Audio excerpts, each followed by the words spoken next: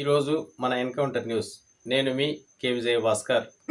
రమాదేవి మీద 100 మంది తెలుగుదేశం పార్టీ గూండాలు ఆ పార్టీకి సంబంధించినటువంటి ఇన్ఛార్జి జూలకంటి బ్రహ్మారెడ్డి గారి నాయకత్వంలో దాడికి తెగబడడం అనేటటువంటిది అత్యంత హీనం, హేయం, నీచమైనటువంటి సంఘటనగా ఈరోజు మనం చూడాల్సినటువంటి అవసరం ఉంది.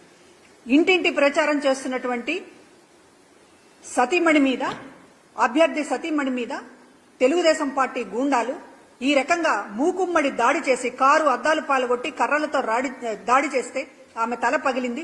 చుట్టుపక్కల ఉన్నటువంటి వాళ్ళకందరికీ కూడా గాయాలైనవి.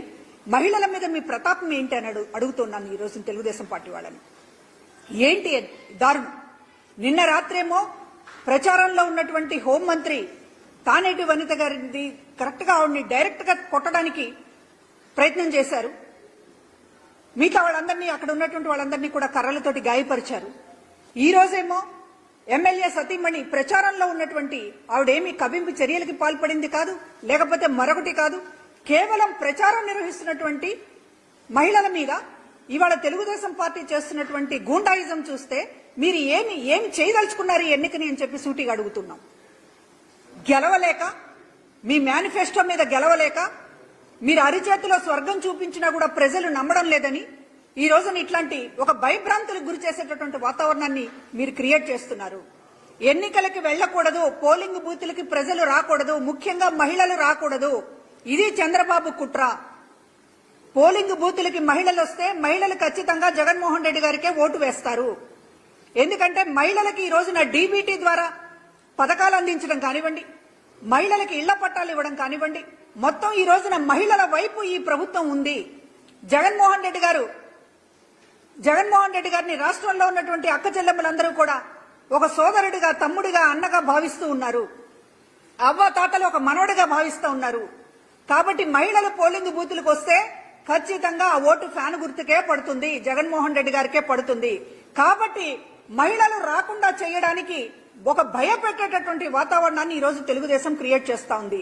లేకపోతే హోంమంత్రి మీద దాడి ఏమిటండి? మహిళ మీద అంటే మీరు స్పష్టంగా ఎంత దురుద్దేశపూర్వకంగా మీరు వ్యవహరిస్తున్నారనేటటువంటి తెలియడం లేదా?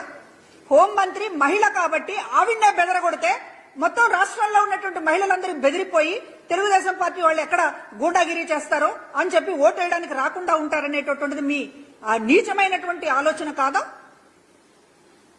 మహిళల మీద దాడులేంటి? ఎప్పుడు లేనటువంటి విధంగా ప్రచారం చేస్తున్నటువంటి మహిళల మీద, తమ భర్త అభ్యర్థికి సంబంధించినటువంటి మద్దతుగా ప్రచారం చేస్తున్నటువంటి కుటుంబం మీద, మహిళ మీద, భార్య మీద, లేకపోతే ఇతర కుటుంబ సభ్యుల మీద మాచర్లలో దాడి చేశారు అని అంటే ఏంటి? మీరు ఏం చేయదలుచుకున్నారు? చంద్రబాబు డైరెక్షన్ అని మేము పొద్దున ఎందుకన్నామో ఈ రోజున అన్న తర్వాత మళ్ళీ ఇంకొక సంఘటన. అంటే ప్రతి చోట మీరు ఇట్లాగే మహిళల మీద దాడులు చేసుకుంటూ పోవాలని అనుకుంటున్నారా? పోలింగ్ రోజున కూడా మహిళల్ని టార్గెట్ చేసి దాడులు చేయడానికి తెలుగుదేశం పార్టీ ఏమన్నా వ్యూహం పన్నుతోందా? దిక్కుమాలిన ఆలోచనలు, ఇలాంటి దిక్కుమాలిన ఆలోచనలు చంద్రబాబుకే వస్తాయి. తాము ప్రజలకు ఇది చేస్తామని చెప్పలేరు, మెప్పించలేరు. తమ మేనిఫెస్టోని ఎవరు ప్రజలు నమ్మడం లేదు. కాబట్టి ఒక విష ప్రచారం, జగన్మోహన్ రెడ్డి గారి మీద విష ప్రచారం, ప్రజల్ని బెదరగొట్టేటటువంటి ఒక కుటిలమైనటువంటి ఆలోచనలు ఈ రోజున తెలుగుదేశం పార్టీ చేస్తా ఉంది. ఇక్కడ మహిళలు ఎవరు భయపడరు. ఒకటే చెప్తున్నాం, ఈ రోజున చంద్రబాబు కానీ, లేకపోతే వాళ్ళ పార్టీకి సంబంధించినటువంటి గూండాలకు కానీ, ఈ రోజు మహిళలు అని అంటే ఆత్మగౌరవంతో నిలబడి ఉన్నారు ఈ ప్రభుత్వంలో. అంతేకాదు, ఆత్మగౌరవంతో మాత్రమే కాదు, ఆడ పులుల్లాగా ఈ రోజున మీ మీద పడేటటువంటి దానికి కూడా సిద్ధంగా ఉన్నారు. చేతగాని వాళ్ళు అనుకోకండి. మీరేదో బెదిరిస్తే, కర్రలు పట్టుకుంటే, లేకపోతే బాంబులేస్తే, లేకపోతే ఇంకేదన్నా కార్లు అద్దాలు పాల్గొడితే ఇక్కడ ఎవరో బెదిరిపోతారని చెప్పి అనుకోవద్దు. ఈ రోజున మహిళలు మీకు తగినటువంటి గుణపాఠం చెప్తారు. పోలింగ్ దాకా ఒక టెర్రర్ సృష్టించాలని మీరు ఏదైతే ప్రయత్నం చేస్తున్నారో దానికి మహిళలు మీకు ఓటుతో బుద్ధి చెప్తారు అని చెప్పి తెలియజేస్తూ ఉన్నాం.